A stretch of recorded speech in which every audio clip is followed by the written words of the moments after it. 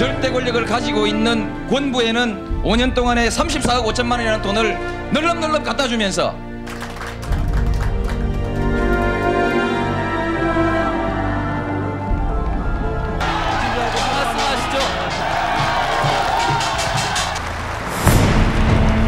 대통령으로서의 직책을 성실히 수행할 것을 국민 앞에 엄숙히 선서합니다.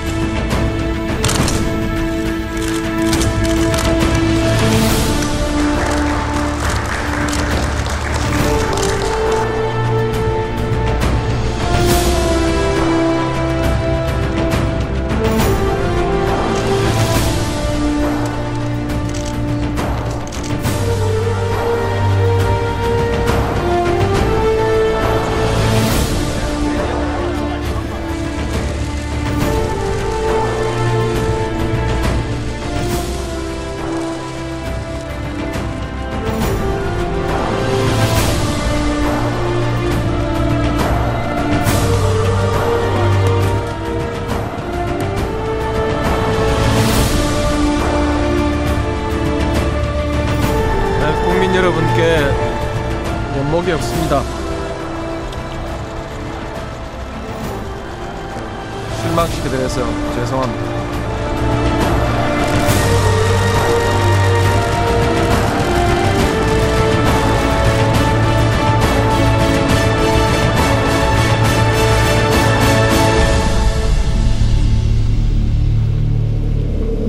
노무현 전 대통령께서 오늘 오전 9시 30분경 이곳 양산 부산대병원에서 운명하셨습니다.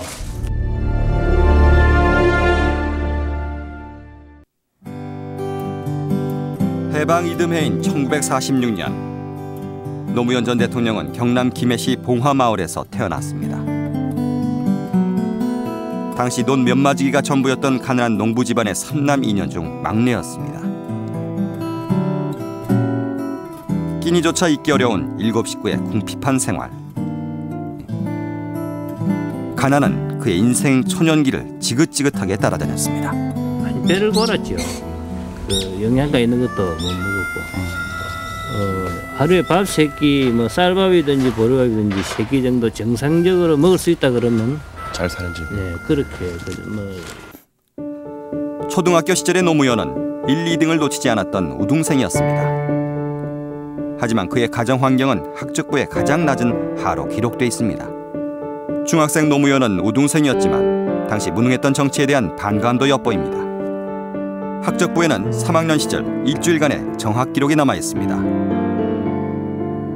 이승만 당시 대통령에 대한 장문 시간에 같은 반 학생들을 부추겨 백지를 내도록 했다는 이유에서입니다. 왜 그러냐 하니까 선생한테 야단 맞고 빵도 맞고 했다 하더라고요. 그는 가난했던 집안 사정 때문에 대학 진학을 포기하고 부산 상고에 진학합니다. 3년 장학금을 받을 수 있었기 때문입니다. 노가 부산 상고를 지원한 이유는 김지태 장학금을 받기 위해서 이 학교를 지원한 겁니다. 제가 알기로는 자기가 생각하고 있는 거는 배람없이 지켜오는 사람이라고 생각하거든요. 남북 간의 극한 대치 상황이 이어지던 1968년 상고를 졸업하고 방황하던 노무현은 최전방 강원도 을지부대에 입대합니다. 살을 내는 추위 속에 배고프고 고달픈 초병 생활이었지만 틈틈이 독서를 통해 세상을 향한 꿈을 키우게 됩니다. 나는 군대 있을 때 책을 잔뜩 갖다 놓고 군대 때 이게 관물 때 놓을 데가 없잖아요. 군대를 마치고 생계를 위해 잠시 어망회사에 다니기도 했지만 그는 세상에 큰 뜻을 펼치기 위해 사법고시에 도전하기로 결심합니다. 형 노건평 씨와 함께 과수원에 감나무 700그루를 심기도 했던 청년 시절의 노무현. 그는 낮에는 과수원 일로, 밤에는 과수원 토남집에 불을 밝히며 고시 공부에 매달립니다. 부인 권양수 여사를 만난 것도 바로 그 무렵입니다. 부역 혐의로 옥사한 장인, 그리고 장래가 불투명한 고시상이라는 이유로 양가의 반대가 심했지만 두 사람이 뜻을 꺾지 못했습니다. 당시 권양수 여사는 시부모를 모시면서 고시 공부하는 남편을 뒷바라지합니다. 공부할 때에 그때도 시집살이 했습니다. 예, 시집살이 했는데 아버지가 저 몸이 좀 자유스럽지 못했는데 아버지한테 되게 잘했죠. 손톱 발톱 손발 씻어드리고 그렇게까지 했어요. 이발해드리고. 고시생 노무현은 여러 차례 고배를 마셨지만 5년간의 독학 끝에 1975년 마침내 사법시험 합격자 명단에 이름을 올립니다. 세상을 향한 그의 야망이 첫 결실을 보게 된 것입니다. 그는 대전지법 판사로 법조인 생활을 시작하지만 적성에 맞지 않는다며 8개월 만에 법복을 벗고 변호사로 전직합니다. 부산에서 잘 나가는 조셉 전문 변호사로 평안한 생활을 시작하게 됩니다. 그러니까 사건을 많이 하고 꽤 성공한 그런 이제 변호사였다가 우연하게 불임 사건이라는 그 부산 지역의 대표적인 국가보안법 조직 사건을 변론하게 됐는데 그 사건을 이제 변론하시면서 그 학생들이 한 60일간 영장도 없이 불법구금을 당하고 잠시 안락한 삶을 살던 그가 인권 변호사의 가시밭길로 접어든 것은 지난 81년 불임 사건의 변론이 계기가 됐습니다. 전두환 정권 초기 시절 정부가 대학생 20명을 불온서적을 읽었다는 혐의로 기소한 불임 사건. 이 사건의 무료 변론을 맡으면서 그는 평범한 법조인에서 인권 변호사의 길을 걷게 됩니다. 1987년 거제 대우조선 노동자 파업. 12도 중 최루탄에 맞아 숨진 노동자의 시신 부검에 참여했다가 제3자 개입 혐의로 검찰에 구속되는 고초를 겪기도 합니다. 그의 파란만장한 정치 역정이 시작된 것도 이때부터입니다. 이어서 터진 1987년 6월 항쟁은 인권 변호사 노무현이 현실 정치에 입문하는 본격적인 계기가 됩니다. 빗발치는 최루탄 속에서 부산 지역의 투쟁을 주도했던 그는 대통령 직선제란 결실을 얻어내자 정치 참여를 고민하게 됩니다. 이 정치에 입문하라는 요구를 이제 받았는데 그때 이제 고심을 하신 거죠. 지하에서 민주운동을 계속할 것이냐, 안 그러면 그 정치에 들어가서 말하자면 이제 6월 항쟁의 정신을 정치에서 되살려 보려는 노력을 할 것이냐, 이런 이제 고심 끝에 그 길을 선택하신 거였죠. 그리고 88년 13대 총선. 당시 통일민주당 김영삼 총재의 권유로 부산 지역에 출마해 50 실세였던 허삼수 후보를 꺾고 제도 정치권에 입문합니다. 초선 의원에 불과하던 그가 한국 정치의 새 희망으로 떠오르게 된 무대는 88년 말 50 비리 국회 청문회입니다. 힘있는 증인들을 정연한 논리와 송곳 질문으로 몰아세우면서 이른바 청문회 스타로 떠올랐습니다.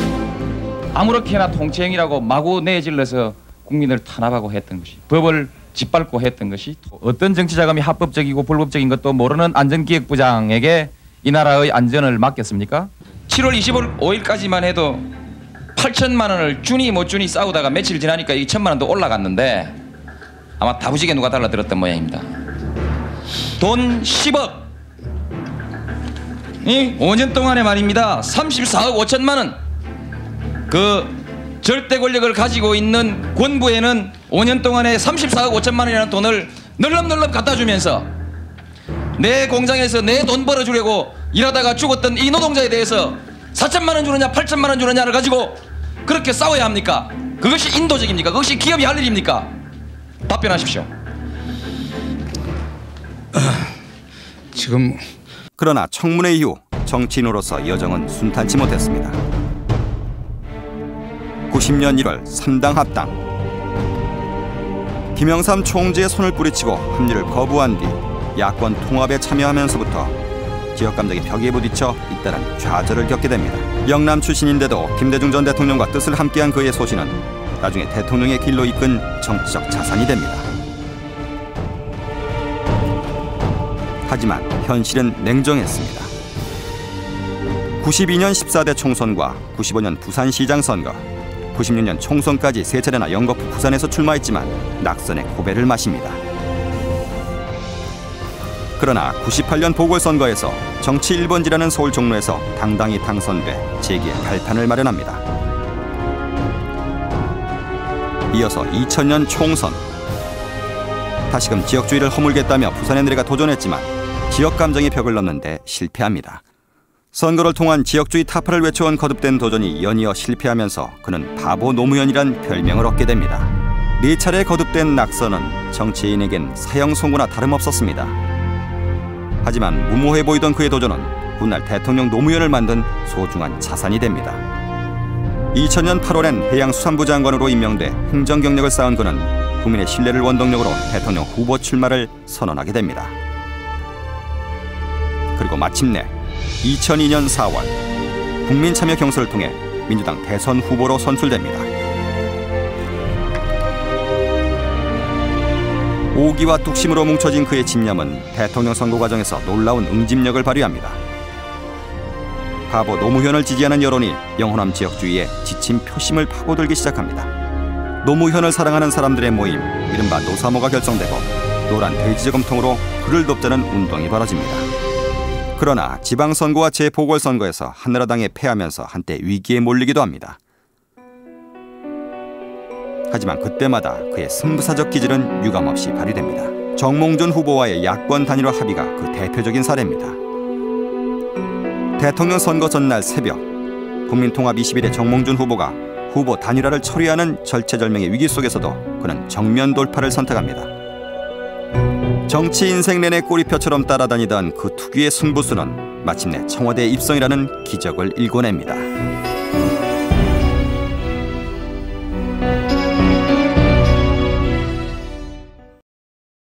대통령 취임 첫날, 노무현 전 대통령은 서울 명륜동 이웃들과 악수를 나누며 작별 인사를 했습니다. 건강하게 잘 다녀오십시오. 선비들이 공부하고 마음을 수양하던 곳이라서 아마 지금도 밝고 따뜻한 기가 흐르는 것이라고 생각합니다. 앞으로 우리 국민들과 더불어서 따뜻하고 밝은 정치를 한번 해보겠습니다.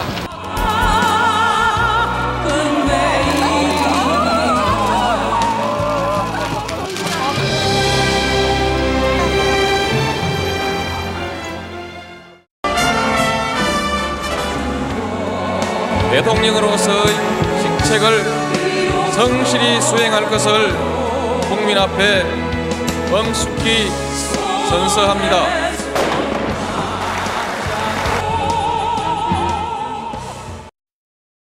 그는 취임 첫날부터 부정부패 척결 의지를 강조했습니다. 구조적, 제도적 대안을 모색하겠습니다. 특히 사회 지도층의 뼈를 깎는 성찰을 요망합니다. 소외계층에 대한 배려도 약속했습니다. 노약자를 비롯한 소외받는 사람들에게 더 많은 관심을 기울이는 따뜻한 사회를 만들어야 합니다. 그는 취임 초기부터 파격 행보를 이어갑니다. 참여정부 19명의 장관 명단을 발표하던 날, 이장과 군수 경력의 김두관 행정자치부 장관과 40대 여성 변호사 출신의 강금실 법무부 장관의 전격 기용은 국민들을 깜짝 놀라게 했습니다. 제 이번 이 인사가 파격적인 것이 아니라 그것을 파격적으로 보는 시각이 타성해져 있다고 생각합니다. 변화를 지향하는 우리 사회의 흐름에 부응하고자 하는 하나의 상징적 의미도 아울러서 고려했습니다. 그러면서 검찰에 대한 개혁 의지를 거듭 주문했습니다.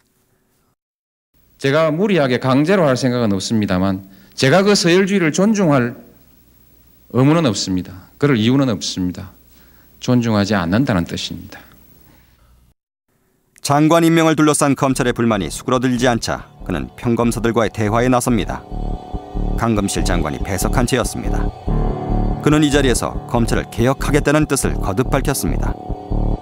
이번 인사는 결국 대통령과 법무부 장관의 여러 가지 수집한 정보를 통해서 결단으로 할 수밖에 없습니다. 그래서 시작한 것이고요. 이것은 대통령에 주어진 합법적인 권한입니다. 인사 권한을 검찰총장에게 이양시켜달라는 검사들의 요구도 일축했습니다. 법무부 장관으로부터 검찰총장으로 이관하라 하는데 재청권 이관도 아니고 그냥 인사권 이관입니다. 세계 어느 나라에도 이런 일이 없습니다. 하물며 인사권 넘기라고 하니 전 대통령으로서 화가 많이 납니다. 분위기가 격해지면서 아슬아슬한 말들이 긴장을 고조시키기도 했습니다. 대통령에 취임하시기 전에 부산 동부지청장에게 청탁 전화를 하신 적이 있습니다. 이쯤 가면 막 하자는 거죠. 우선 일이 되면 양보 없는 토론을 할 수밖에 없습니다. 청탁 전화 아니었습니다. 친인척 문제까지 거론됐습니다. 부형님 얘기 이런 자리에서 꺼내서 굳이 대통령 그 낯을 깎으려고 할 이유가 있을까요? 정말 이런 식으로 토론을 하시렵니까? 그의 친형 노건평 씨는 이처럼 참여정부 초기부터 인사 청탁 등과 관련해 구설수에 오릅니다. 그의 측근들 역시 구설수에서 자유로울 수 없었습니다. 참여정부 탄생의 1등 공신 가운데 한 명인 안희정 씨. 참여정부 출범 첫 해인 2003년 12월 11억여 원의 불법 대선 자금을 받은 혐의로 구속됐습니다. 노 전 대통령은 이틀 뒤 자신과 주변선들의 문제로 국민에게 심려를 끼쳐 송구스럽다고 말했습니다. 제 잘못에 기인한다 할지라도 지금처럼 이렇게 흔들리는 대통령 오래가면 좋지 않다고 생각합니다. 언젠가 신임이 정리돼야 합니다. 검찰에 출두하는 이회창 총재를 보고서는 이런 말도 했습니다. 그분의 출두 모습을 보면서 제 모습이 거기에 겹쳐져서 자꾸만 느껴지는 그런 느낌을 받았습니다. 착잡하고 고통스럽습니다. 그리고 선거법 중립 의무 위반과 직권비리 등의 이유로 탄핵 분위기가 고조되던 2004년 3월 국회는 56년 헌정사상 처음으로 대통령 탄핵 소추안을 의결합니다. 가 193표, 부 2표, 대통령 노무현 탄핵 소추안은 선포합니다.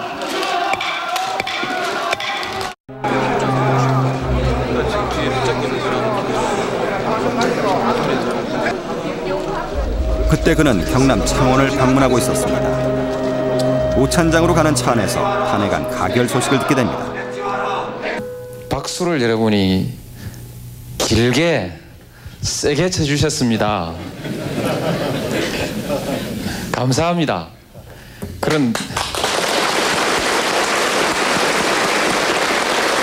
결코 좌절하지 않겠습니다. 포기하지 않겠습니다. 오늘 여러분들이 바라보면서 겪고 있는 이 고통, 현장에서 실제로 제가 겪고 있는 이 고통 하나하나가 결코 헛되지 않도록 반드시 노력해서 반드시 변화와 개혁을 성공시켜 내겠습니다. 감사합니다. 탄핵소추 의결서가 헌법재판소와 대통령에게 전달된 이날 오후부터 노무현 대통령의 직무집행은 정지됐고 고고은 총리의 권한대행 체제가 시작됐습니다. 그러나 두 달여 뒤인 5월 14일 대통령의 탄핵을 기각하는 헌법재판소의 결정이 나옵니다. 탄핵 결정에 필요한 재판관의 정족수에 이르지 못하였으므로 이를 기각하기로 하여 주문과 같이 결정한다. 주문, 이 사건 심판 청구를 기각한다. 헌법재판소는 대통령직을 유지하는 것이 헌법소를 위해 용납할 수 없거나 국정을 담당할 자격을 상실했을 경우에만 대통령을 파면할 수 있다고 밝혔습니다.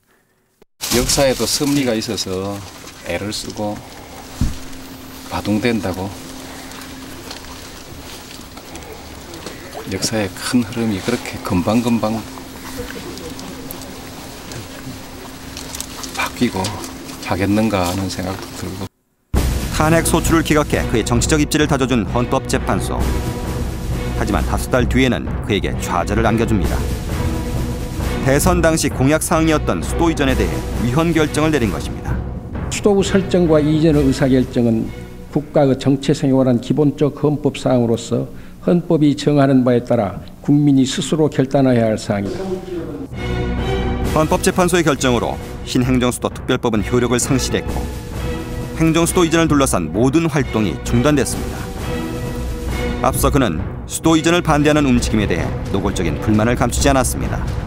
지금 이것이 다시 제기되는 것은 정치적인 것입니다. 저는 이것을 대통령에 대한 불신임 운동 내지 퇴진 운동으로 느끼고 있습니다. 취임 3년째 접어들면서 그는 강남 부동산 값 잡기에 본격적으로 나섭니다. 부동산 문제만은 투기와의 전쟁을 해서라도 반드시 안정시킬 것입니다. 투기 조짐이 있을 때는 모든 수단을 동원해서 반드시 막겠습니다. 그는 하늘이 두 쪽 나도 부동산 값만은 반드시 잡겠다며 대책을 쏟아냈습니다. 하지만 강남 아파트 값은 오르기를 반복하다 2006년 말 최고점에 이릅니다. 그는 마지막 수단으로 금융권의 돈줄 조이기에 나섭니다. 집값과 소득에 따라 은행 대출을 제한하는 금융 규제를 도입함으로써 집값 거품을 잡는 데 성공합니다. 이번 미국 주택발 금융위기에서 그나마 우리나라가 충격을 덜 받을 수 있었던 것도 바로 이 때문이었다는 분석입니다. 2006년 여름에 접어들면서는 미국이 갖고 있는 전시 작전 통제권을 돌려받는 문제가 뜨거운 이슈로 떠오릅니다. 독자적인 작전권을 주장해온 그는 작전권 환수에 반대하는 보수 세력에 직격탄을 날립니다. 미국한테 매달려가지고 바지가랑이 매달려가지고 미국 엉덩이 뒤에서 숨어가지고 형님 백만 믿겠다. 이게 자주국가의 국민들의 안보의식일 수가 있겠습니까? 우리나라 안보 그렇게 북치고 장구치고 요란 떨지 않아도 충분히 한국의 안전을 지켜낼 만한 국력이 있고 군사력이 있습니다. 그래서 작동권 회수하면 안 된다고 줄줄이 모여가지고 성명 내고 자기들의 직무유기 아닙니까?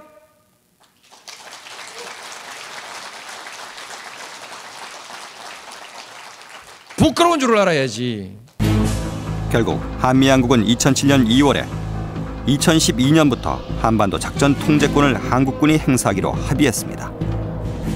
그해 봄 한미 간의 또 한 번의 합의가 성사됩니다. 그가 고비마다 밀어붙여온 한미 자유무역 협정이 협상 시작 14개월 만에 극적으로 타결된 것입니다. 4월 2일 월요일 오후 1시에 서울 하얏 호텔에서 한미 경제통상 관계로 새로운 시대를 열어갈 한미 FTA 협상을 마무리하였습니다. 노 전 대통령의 지지자들이 협상 타결에 반대했지만 한미 FTA가 선진 경제로 도약하는 발판이 될 것이라는 그의 소신에는 변화가 없었습니다. 결국 나중에 대다수의 국민들이 합의하는 방향대로 국회는 결정을 하리라고 생각합니다. 그는 또 언론과는 끊임없는 긴장 관계를 유지했습니다. 조중동으로 대표되는 보수 언론에 대한 반감은 임기 내내 계속됐습니다. 몇몇 기자들이 딱 죽치고 앉아가지고 기사의 흐름을 주도해 나가고 만들어 나가는 대통령의 본격적인 지시로 시작된 기자실 개편 방안은 2007년 5월 모습을 드러냅니다.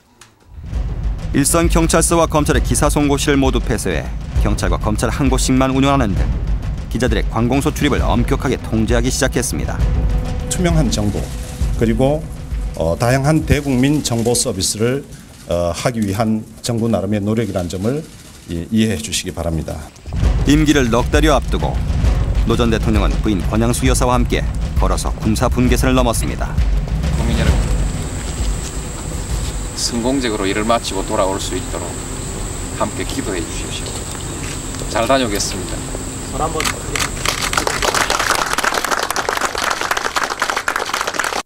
그는 김정일 위원장으로부터 환대를 받았습니다. 노 전 대통령과 김정일 위원장은 12분 동안의 만남을 갖습니다. 7년 만에 이뤄진 정상회담. 남북은 6.15 공동선언의 구현을 위해 노력한다는 데 의견을 같이 하는 등 평화선언문에 합의했습니다. 남북관계 발전과 한반도 평화, 민족 공동의 번영과 통일을 실현하는 데 따른 제반 문제들을 허심탄회하게 협의하였다. 동남촌에서 상봉 결과는 우리 민족끼리 뜻과 힘을 합치면 못해낼 일이 없다는 것을 다시 한번 확인해 주었습니다. 2박 3일간의 방북을 마치고 돌아오는 날, 김정일 위원장은 환송식에서 모습을 드러내지 않았습니다. 노 전 대통령 내외는 꽃다발을 건네받고 기념 촬영을 한 뒤 평양 시민들의 환송을 받으며 일정을 마무리합니다. 5년간 정들었던 청와대 관저를 떠나는 날, 대통령님! 그는 전직 대통령의 신분으로 취임식장에서 이명박 대통령을 맞았습니다. 이명박 대통령의 연설 도중에는 간간히 박수로 새 정부의 취임을 축하하기도 했습니다. 그리고 취임식이 끝난 뒤 곧바로 KTX를 타고 귀향길에 올랐습니다. 자, 갑니다. 다음 또 만납시다. 12,000여 명의 환대를 받으며 노 전 대통령 내외가 도착한 곳은 고향인 경남 김해 봉화마을이었습니다. 이제 무사하게 고향으로 돌아왔습니다. 박수! 여러분 덕분입니다. 정말 감사합니다. 퇴임 전 고별 오찬에서 밝힌 것처럼 그는 고향 봉화마을에서 평범한 일상을 보냈습니다. 대통령 그만두면 뭐가 제일 좋으냐? 그 뉴스 이제 편안한 마음으로 볼 수 있다. 전에 얘기했습니다. 그 다음에 이제 화장 안 해도 된다. 노 전 대통령을 보기 위해 매일 수천 명의 관광객이 봉화마을을 찾았습니다. 가끔씩 그는 사저 앞에서 관광객들을 미소로 맞아주며 여유 있는 모습도 보여줬습니다. 점심을 드려야 되는데 그지요? 네. 오늘 사드릴게요. 그러나 노 전 대통령의 평온한 일상은 그리 오래가지 않았습니다. 퇴임한 지 넉 달이 지난 지난해 7월 노 전 대통령은 다시 뉴스의 중심에 서게 됩니다. 참여정부 청와대 직원들이 정권 교체 직전 비밀 자료를 유출했다는 논란이 제기된 것입니다. 자료 유출을 둘러싸고 청와대와 노 전 대통령 측의 날선 공방이 계속됐습니다. 재임 시의 대통령 기록물을 유출시킨 것은 실정법상 명백한 불법 행위입니다. 그렇게 불편하면 서비스 해달라 이거. 온라인 서비스, 전용선 서비스라도 해주라. 해주면 결국 이 사건으로 참여정부 청와대 비서관과 행정관 10명이 검찰에 고발되기에 이릅니다. 노 전 대통령은 이 사건을 전후해 정치적 발언의 횟수와 강도를 높이기 시작합니다. 인터넷에 올린 공개 서한을 통해 현 정권에 대한 서운함을 직접적으로 나타냈고 인터넷 토론 사이트도 열었습니다. 노 전 대통령이 인터넷을 통해 활발한 활동을 벌이자 정치활동 재개 논란도 일었습니다. 노 대통령의 활동 무대라기보다는 시민들의 새로운 활동 무대가 되기를 바라는 이런 취지에서 만든 겁니다. 봉화마을표 아고라 짝퉁이 되지 않도록 성숙한 국가 원로의 모습을 보여주셔야 할 것입니다.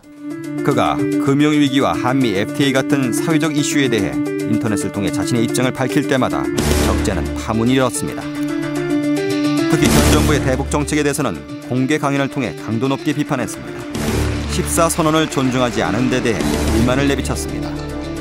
1년쯤 됐으면 잎이 좀 더 싱싱하게 피고 가지도 좀 무성하게 뻗고 그래서 내년에는 열매도 주렁주렁 좀 달렸으면 좋겠는데 이 나무가 좀 말라 비틀어지고 있습니다.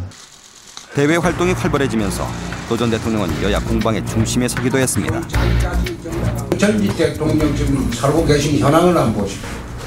지금 노무현 대통령처럼 그 아방궁지어서 사는 사람이 없어요. 전 대통령 때리기로 실정을 면피해 보려고 발버둥을 치고 있습니다. 정치활동 재개 논란과 함께 노 전 대통령의 이름은 검찰 수사 관련 뉴스에 자주 언급되기 시작합니다. 그의 최측근들이 금품 수수 혐의로 검찰 수사망에 걸려든 겁니다. 먼저 노 전 대통령과 부산상고 동기인 정화삼 씨 형제가 세종증권 매각과 관련해 30억 원을 받은 혐의로 구속됐습니다. 정 씨 형제에 대한 수사의 칼끝은 그의 친형 노건평 씨로 이어졌습니다. 검찰의 수사가 진행되면서 건평 씨가 증권사 매각 과정에 깊이 관여했다는 의혹이 갈수록 커져갔습니다. 지금 홍기혁 씨하고 노건평 씨 자리를 주선하셨다고 하시는데요, 지금. 그럼 검찰에서 다 이야기했어요. 친형에 대한 혐의가 점차 사실로 드러나면서 노 전 대통령은 찹찹한 심정을 감추지 못했습니다. 멀리 오셨는데 얘기를 좀 하면 좋겠는데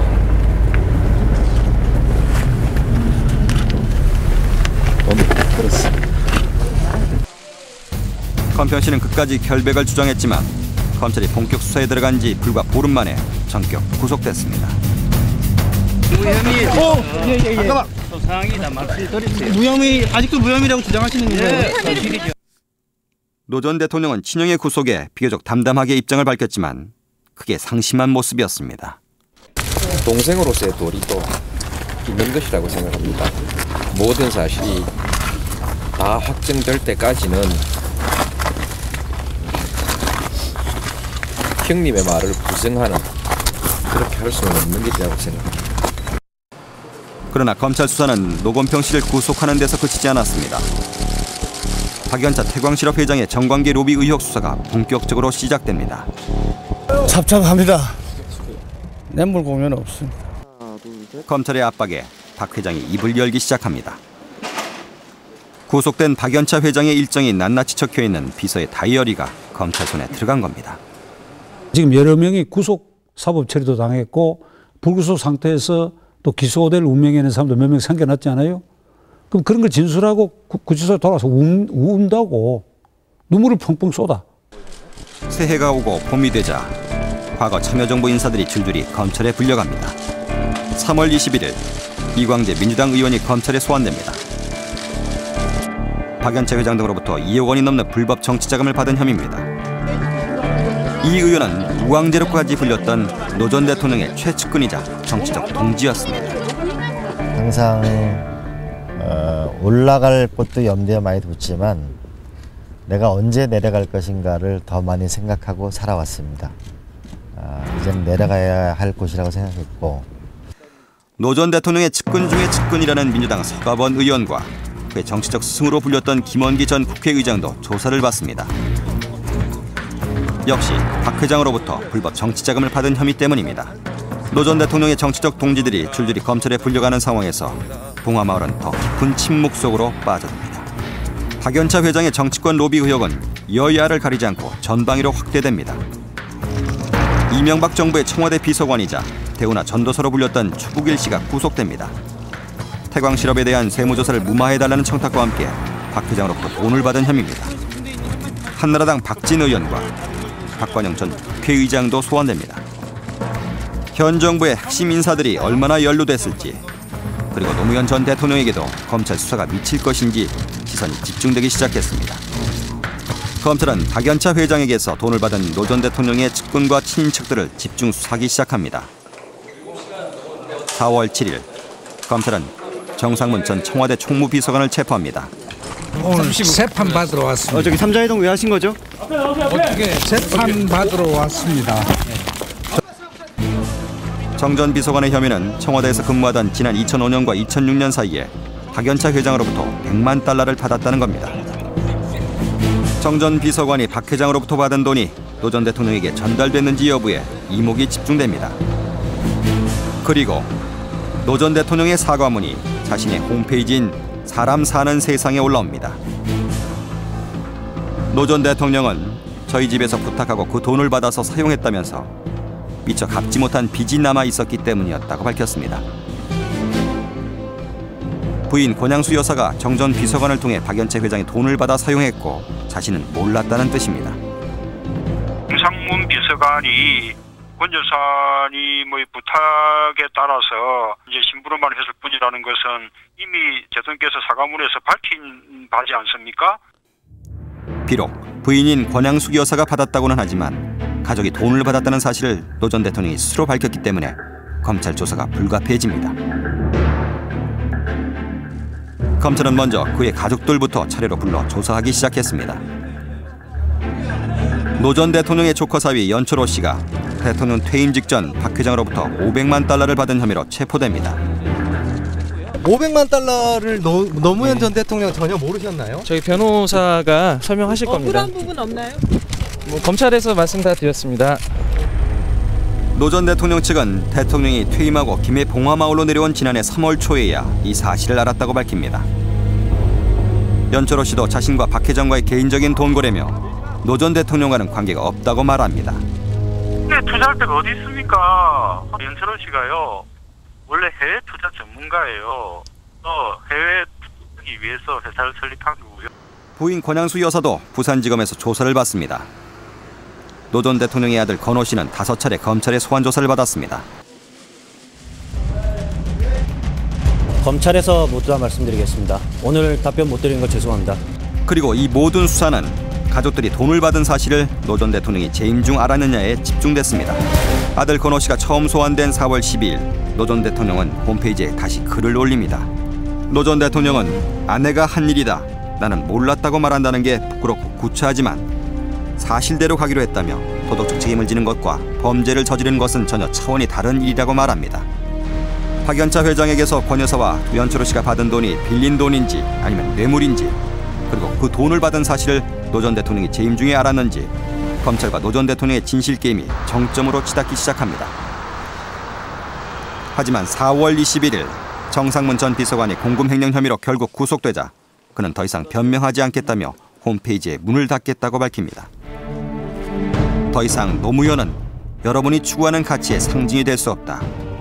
여러분은 저를 버리셔야 한다며 참담한 심경을 드러냅니다. 노 전 대통령은 자신은 민주주의와 진보, 정의를 말할 자격을 잃었다고 말합니다. 자신과 자신의 정치적 동지들이 평생을 걸쳐 추구해온 숭고한 가치들이지만 스스로 이 가치를 말할 수 있는 높은 도덕성을 잃게 됐다며 괴로워합니다. 4월 30일 아침 8시 노 전 대통령이 봉화마을 자택을 나서 소환길에 오릅니다. 국민 여러분께 면목이 없습니다. 실망시켜드려서 죄송합니다. 가서 잘 다녀오겠습니다. 이날 오후 1시 20분 천리길을 달려 대검찰청에 도착한 그는 다시 한번 면목 없다고만 말했습니다. 본인이 면목 없다고 말씀하셨습니까? 면목 없는 일이지. 신경을 좀 말씀해 주시죠. 다음에 하시오. 10시간에 가까운 강도 높은 조사를 받은 노 전 대통령은 다음날 봉화마을로 귀가합니다. 재임 중에는 박 회장의 돈이 건네진 것을 몰랐다는 노 전 대통령의 진술에도 불구하고 검찰 수사는 사법처리를 위한 수순을 숨가쁘게 밟아갑니다. 검찰은 권양수 여사를 한 번 더 소환한 다음 곧 노 전 대통령에 대한 구속영장 청구 여부를 결정할 예정이었습니다. 하지만 노무현 전 대통령은 봉화마을 뒷산 언덕에서 몸을 던졌습니다. 자신으로 인해 여러 사람이 받은 고통이 너무 크고 앞으로 받을 고통도 헤아릴 수 없다는 유서를 남긴 채였습니다. 검찰은 노 전 대통령과 관련된 모든 수사를 즉시 중단했습니다. 자신과 같이 수렁에 빠지지 말고 자신을 버린 뒤 새로운 관점에서 자신을 평가하는 지혜가 필요하다고 토로했던 노무현 전 대통령. 자신에 대한 역사의 평가를 뒤로한 채 이 땅의 민주주의와 진보, 정의라는 가치를 실현하기 위해 바쳤던 삶을 마감했습니다.